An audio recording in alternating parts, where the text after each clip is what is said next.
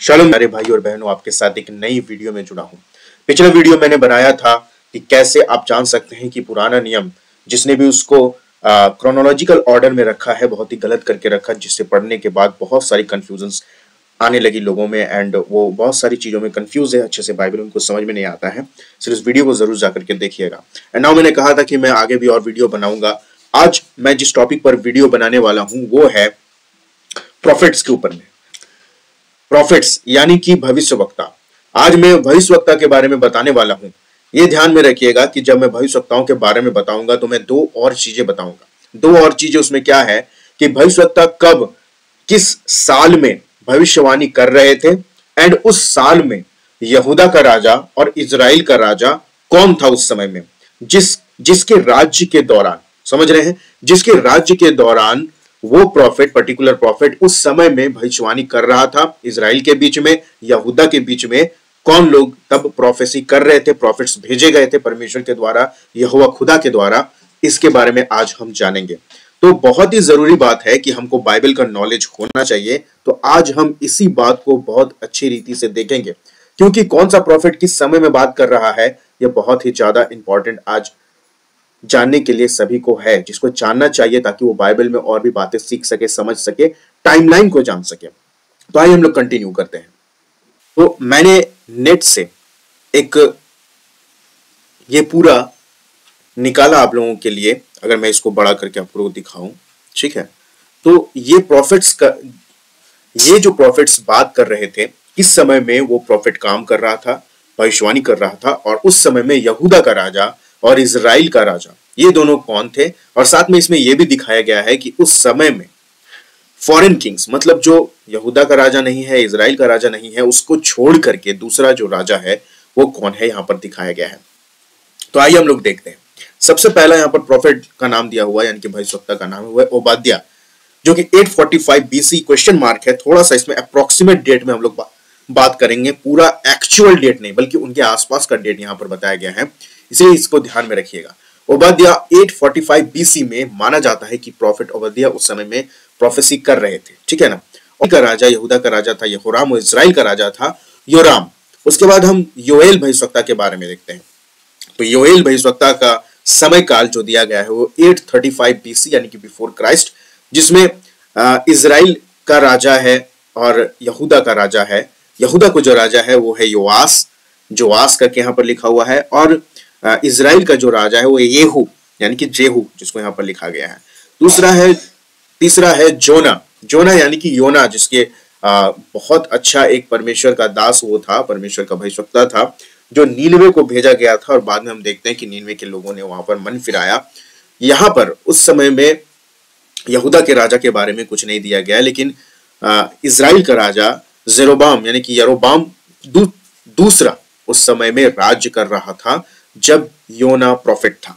और अगर हम लोग इस चीज को देखेंगे, फॉरेन किंग्स जो यहाँ पर दिया हुआ है, फॉरेन किंग्स का मतलब हो गया कि उस समय में दूसरा कोई और राजा राज्य कर रहा था जो कि इजराइल और यहूदा में से नहीं था।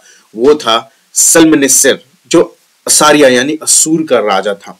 उसके बाद हम लोग देखते हैं होसिया यानी कि होसे, जो कि 760 से लेकर के 720 बीसी के बीच में, यानी कि 60 to 720 तक, इसके बीच में ये होसिया काम कर रहा था, यानी कि होसे काम कर रहा था। उस समय यहूदा का राजा, जिस समय काल में वो भविष्यवाणी के तौर पर बताया गया था, उज्जिया, योताम, आहाज और हिजकिया, ये चार राजा जब राज्य कर रहे थे, यहूदा के राज्य पर थे, ठीक है ना, तब के समय में होसे भविष्यवाणी कर रहा था। और उस समय इजराइल का राजा जरोबाम यानी यरोबाम दूसरा, जकरिया, सल्लूम, मनाहेम, पेका और होशिया, ये लोग उस समय में, यानी कि इजराइल का राजा उस समय में, उस समय कालीन में ये लोग राज करते थे इजराइल के तौर से। और उज्जिया, योताम, आहाज और हिजकिया यहूदा के राजा थे। और उस समय में होसे वहां पर प्रोफेसी कर रहा था।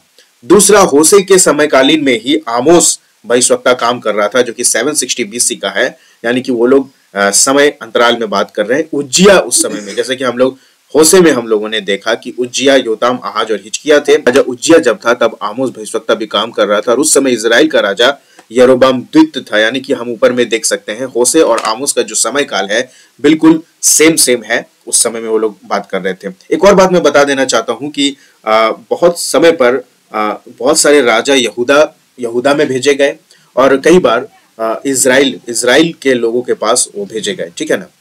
तो आगे की ओर हम लोग देखते हैं यशाया किस समय में अपना सारा बातचीत कर रहा है, यशाया के बारे में हम लोग देखेंगे जरा सा। तो यशाया भी 739 बीसी से 685 बीसी में इस दौरान वो भविष्यवाणी कर रहा था। परमेश्वर ने उसको भविष्यवक्ता के तौर पर लोगों के पास भेजा था और उस समय में यहूदा का जो राजा था वो था उज्जिया, जो कि आमोस और होशिया के समय में भी उज्जिया राजा था, उस समय में भी योताम, जो कि हम देखते हैं यहाँ पर भी आहाज, हिजकिया और मनस्से। यानी कि यशाया जो है वो 720 जो हम देख रहे हैं उसके अंतराल में भी जब उज्जिया राज कर रहा था, योताम राज कर रहा था, आहाज, हिजकिया और साथ में एक और नाम दिया गया मनस्से उस समय राज कर रहा था। तो इसी समयकालीन में यशाया भी भविष्यवक्ता के तौर पर निर्धारित परमेश्वर की ओर से किया गया था। एंड तब इजराइल का फॉल ऑफ इजराइल हुआ 722 बीसी अप्रोक्सीमेट डेट है। उस समय में समझना है हम लोगों को कि इस समय में इजराइल का बर्बादी हुआ था या इजराइल गिर गया था, ये सारा चीज हो रहा था। आगे के हम लोग देखते हैं मीका के बारे में देखते हैं। तो मीका जब अपना परमेश्वर उसको जब कार्य के लिए भेजा था उस समय में 739 से 685 बीसी, यानी कि अगर हम देखें दोनों का समय काल, यशाया का 739 टू 685 बीसी और मीका का 739 टू 685 बीसी, यानी दोनों एक ही समयकालीन में प्रॉफिट्स भेजे गए थे, भविष्यवक्ता भेजे गए थे। योताम, आहाज और हिजकिया उस समय में राज कर रहा था। हो सकता है उज्जिया उस समय मर चुका हो, उसके बाद ये सारा चीज शुरू हुआ। और इजराइल का राजा तब था पेका और होशिया, ठीक है। ये दोनों राज्य कर रहे थे इजराइल से। उसके बाद हम नहूम के बारे में देखते हैं, प्रॉफिट नहूम यानी कि भविष्यवक्ता नहूम के बारे में। तो 650 बीसी यानी 650 बीसी में ये थे। और इस दौरान कौन राजा राज्य कर रहा था यहूदा पर? वो था मनस्से राजा। और तब इजराइल पर कोई राजा यहाँ पर दिखता नहीं है, इजराइल पर कोई राजा नहीं है। और उस समय में असूर बनीपाल जो असीरिया का राजा था, शूर का राजा था, असूर बनीपाल जो था उसका राज्य चल रहा था, जो कि एक फॉरेन राजा, मतलब फॉरेन कहने का मतलब है जो कि यहूदा इजराइल से कोई ताल्लुकात नहीं था। उसके बाद जपन्या यानी कि सपन्या जब बात कर रहा है वो 640 बीसी में यानी 640 बीसी में, जिस समय योशिया, ठीक है, योशिया या फिर जोशिया, इस समय में वो यहूदा का राजा था और इजराइल का तब कोई राजा नहीं था, ठीक है। उसके बाद हम लोग देखते हैं यर्मिया 627 से 580 बीसी में ये क्या कर रहा है? प्रोफेसी, परमेश्वर ने इसको करने के लिए भेजा है। और उसके समय में जो राजा थे वो योशिया यानी कि यहाँ पर जोसिया लिखा हुआ है, जेहोआहाज यानी यहोआहाज, जेहोयाकीम यानी यहोयाकीम, और जेहोयाचीन यानी कि यहोयाचीन, और ज़ेदेकिया यानी सिदकिया और गदल्या, ये लोग उस समय में इजराइल के राजा थे। इन राजाओं के समयकालीन यर्मिया अपना भविष्यवाणी कर रहा है। उस समय इजराइल पर कोई राजा हम नहीं देख पाते हैं, लेकिन अलग से बेबीलोन में राज्य करने वाले नबूकदनेस्सर और नबूकदनेस्सर राजा इस समय में राज्य करे। यानी इस समय दौरान बेबीलोन, नबूकदनेस्सर, नबूकदनेस्सर, इस समय में यर्मिया क्या कर रहा है? भविष्यवाणी कर रहा है। ये बात समय काल पता रहना बहुत जरूरी है। दूसरा है हबक्कुक 609 बीसी में परमेश्वर ने उसे भेजा। कहाँ? हम देखते हैं इजराइल में देखते हैं, तब उस समय में राजा जो राज्य कर रहा है यहोयाकीम राजा है। और उस समय में नबूकदनेस्सर जो कि बेबीलोन का राजा है, बेबीलोन, उस समय में हम देखते हैं वो लोग राज्य कर रहा था, नबूकदनेस्सर। उसके बाद हम देखते हैं दानियल, मेन चीज है, देखिए दानियल जब अपना भविष्यवाणी का जो बात कर रहा है 606 से 530 बीसी में, वहां पर यहोयाकीम, जेहोयाचीन और सिदकिया यानी सिदकिया यहाँ पर तब यहूदा के राजा थे। और उस समय में दानियल के समय में भी बहुत सारे राजा जो कि अन्य जाति राजा थे वो लोग आए थे, जैसे कि बेबीलोन का नबूकदनेस्सर, नेरिगलिस्सर, लबासी मर्दक, उसके बाद अबेल मरोदक, ठीक है, उसके बाद नबोनिदस, उसके बाद साइरस यानी कि शायद ये मीडो पर्सिया यानी कि मादी फारसी राजा लोग थे। इस समय जब दानियल भविष्यवाणी या फिर दानियल भविष्यवक्ता जिस समय कालीन में था उस समय यहूदा का राजा ये था, लेकिन इजराइल शायद बंधुआई में चला गया, और ये सारा बात यहाँ पर हम देख पाते हैं। उसके बाद यिजकायल मतलब यहेजकेल, हम लोग के हिंदी बाइबल में यहेजकेल, ये 593 से 570 तक ये क्या किया? ये प्रोफेसी करता रहा। आप डेट हमेशा याद रखिए, क्योंकि कभी कभी डैनियल, यहेजकेल एक समय में कुछ समय अपना शेयर कर रहे हैं साथ में, उस समय में वो लोग सारा चीज कर रहे थे। देखने का बात है कि राजा जिस समय में राज कर रहा है, यहाँ पे सिदकिय्याह देखिए, यहाँ पे सिदकिय्याह, यहाँ पर भी सिदकिय्याह देख रहे हैं, तो यानी कि कुछ समय दानियल और यहेजकेल एक समय कालीन में जब वो राजा राज्य कर रहे थे तब वो थे। और जब यहेजकेल भविष्यवाणी कर रहा था, प्रोफेसी कर रहा था, तो इजराइल में हम कोई राजा नहीं देख पाते, लेकिन बेबीलोन में नबूकदनेस्सर राजा तब था। तो इससे हम लोग देख पाते हैं कि दानियल और यहेजकेल समकालीन में बनाए गए थे। उसके बाद हगाई का जब पुस्तक लिखा गया, ठीक है, हगाई जो कि 520 बीसी में, यानी 520 बीसी बिफोर क्राइस्ट में, जो वहां पर जब यहूदा का गवर्नर जरुब्बाबेल था और उस समय मादी फारसी राजा दरियस वन उस समय राज्य कर रहा था।